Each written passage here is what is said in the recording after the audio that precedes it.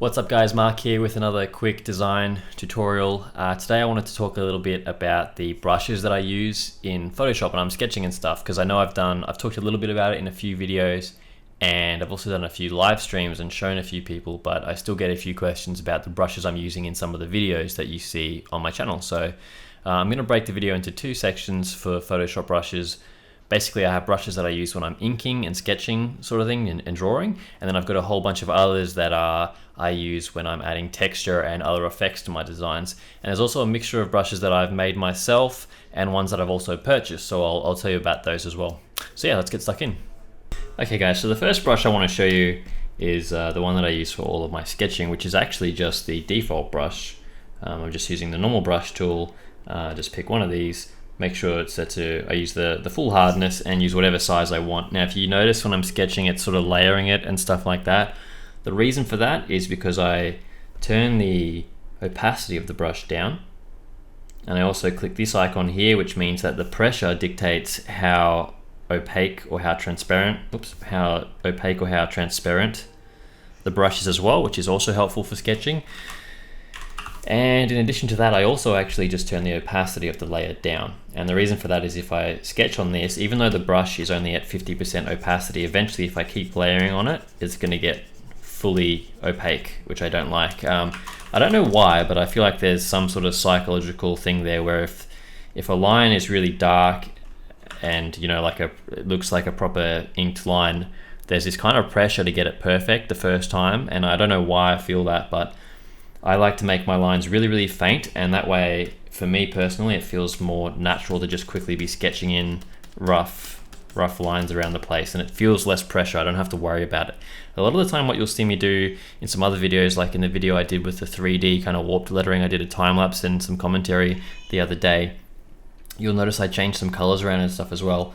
All I was doing was making a new layer with the exact same thing. So if I had my initial sketched shape or something, let's just say it's a square, and then I would make a new layer, do the same thing, but then come in and add more details just in a different color so that I could sort of distinguish where things were.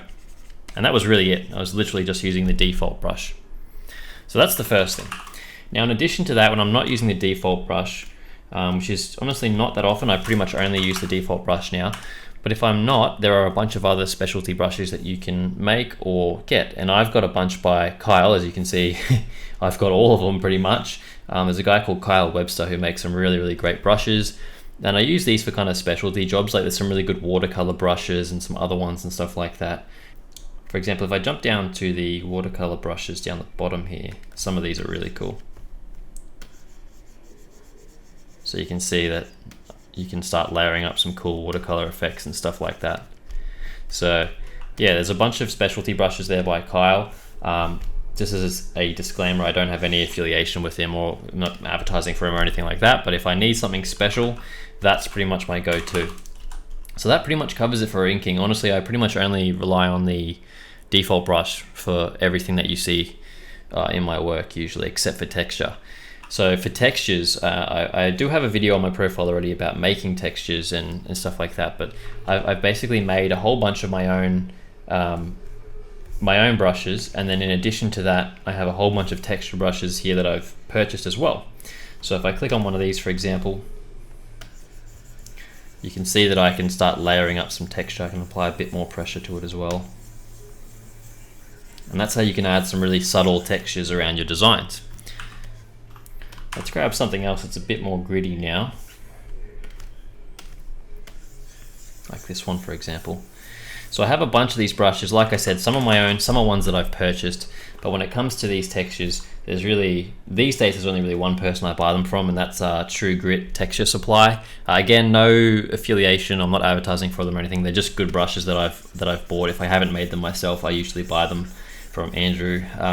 Another person as well is Rob Brink on Creative Market. I've purchased a bunch of textures from him, especially vector textures and stuff like that. He's got some really good screen printing textures. I've applied those to a lot of my older work as well when I was doing a lot of gritty lettering. Another brush of Kyle's that I like is this Inca, I think it's called Rough Inca or Pulp Inca, and this has a really cool kind of roughed texture to it as well.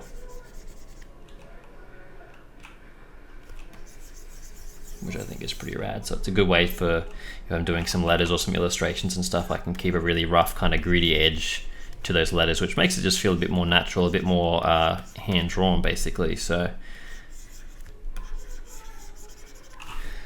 yeah, look, that's pretty much sums it up. I know it's a bit short and I didn't have to go into too much detail or anything, but those are really the only brushes that I rely on these days. So if you have any questions about setting them up, I'm planning on doing a video where I show you how to create a Photoshop brush from scratch with some textures and some stuff like that, but I'll put some links in the description to where I get these brushes.